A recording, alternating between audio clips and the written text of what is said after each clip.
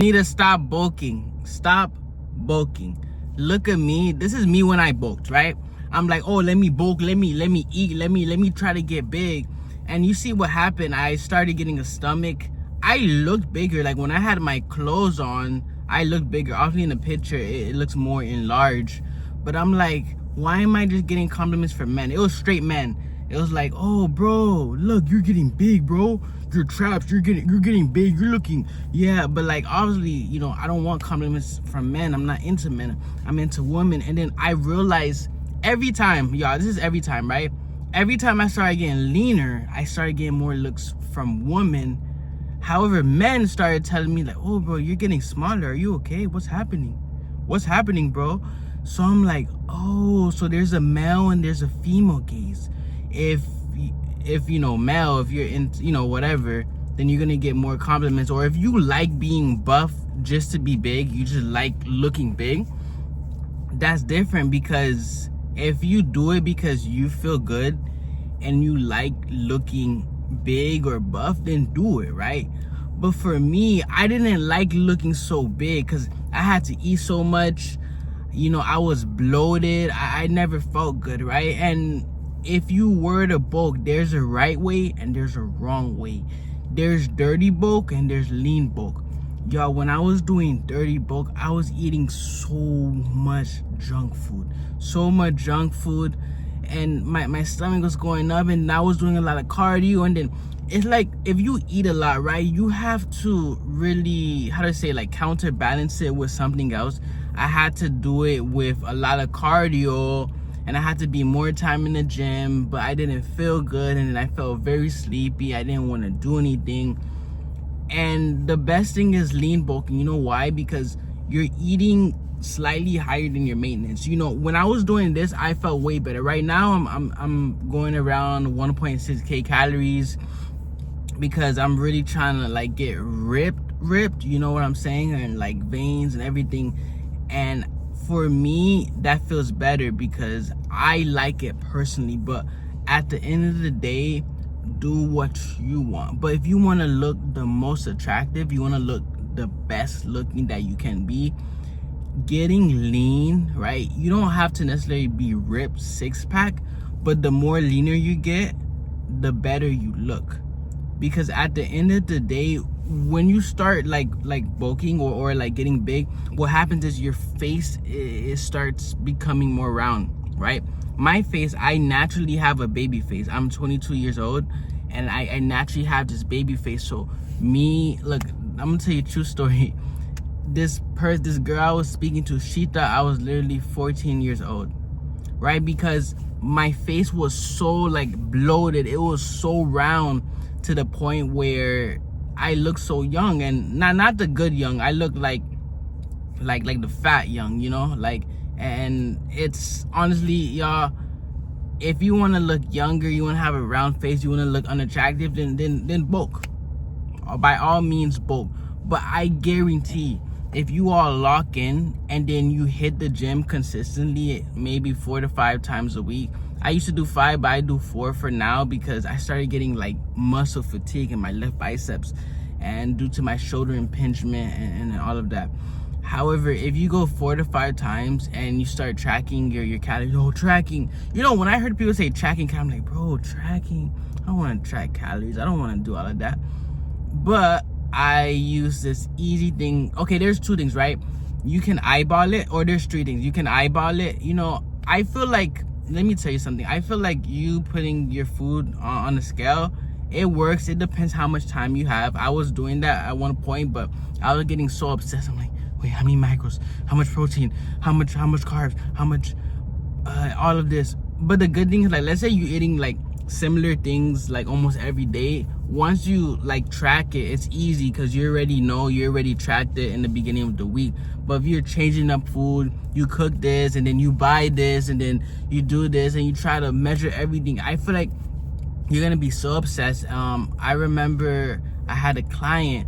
She was like, oh no, you know, she was doing a session with me, and she was like, oh, you know, like I was telling her, you could try, oh, I don't want to do that. I don't want my life to be revolved around. I'm like, yeah. Well, in my head, I'm like, yeah, I don't want my life to be revolved around tracking, but there's easy ways to do it, and there's eyeballing may or may not work. That's why, like I said, tracking organically is the most accurate, because at the end of the day you're putting in a scale and you're really measuring it.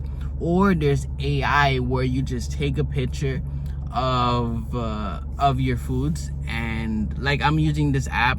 I'm not sponsored obviously, but I would take a picture of the food, and after I take a picture, it'll give me a rough estimate of the calories that I consumed.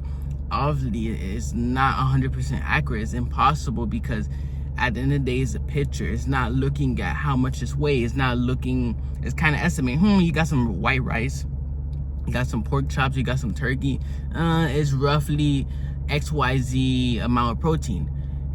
But it helps, because at the end of the day, even if you're not literally tracking on the scale, if you have a good idea, you're like, man, I can't be eating this. Like I literally, like, there was this donut, someone like, oh, you want a donut? And it feels bad, right? I didn't eat it because I took a picture of the donut and it told me how many calories he has. And I'm like, you're more conscious. Like, when you like take a picture and you track it, you're more conscious about, man, okay, look, I can't be eating this. Because at the end of the day, like, when you go on the app, it's like it's a whole list of all the foods you've been eating. And another thing is an accountability partner, right? Because I know this video is about you working out and you getting leaner, stop bulking, and that's completely. However, you also need to have the right amount of protein, the amount of carbs, the right amount of fats, right? And something that helps is writing down the workouts and like tracking. Okay, I'm doing XYZ reps, and I'm doing this much of reps, and you're doing this much of like sets. Track it, track how much weight, and then the next week you would try increasing the amount of reps, increasing the weight, depending on whatever comes first, whatever you're able to, because at the end of the day your body will plateau, and at the end of the day it's going to be very hard to continuously increase the weight. But if you're dirty bulking, what's going to happen is you're gonna get stronger. Obviously, you're gonna be able to weight, you're gonna be able to lift more, but you're not gonna feel good, you're not gonna look good unless you're doing the lean bulking. That's what I'm saying, because when people hear bulking, they think dirty donuts, pizza. No, bulking or lean bulking is just you increasing the calories. And when you do that, like when I was doing that, I was getting stronger. But at the end of the day, if you're getting stronger but you're not pushing in the gym, it's not gonna work, because it's like a survival mechanism, right? So you're getting stronger, you're getting muscles, but if your body, or you don't push yourself to the point to get stronger, you're not gonna get stronger. It's like explain, right? If you're working hard, right, but you're not pushing yourself, why would your body need to grow? So let's say you're studying for this test, right? You're content, you like having straight B's, you're gonna continue getting straight B's. And it's not until you start pushing yourself, you start finding different study methods, and you're like, oh, and then your brain starts hurting, your head starts hurting, and then you push yourself, and then you naturally start doing better. So it's a survival mechanism. That's why some people are successful. That's why some people are not successful, because they're pushing themselves to the limit. They're pushing themselves extremely hard.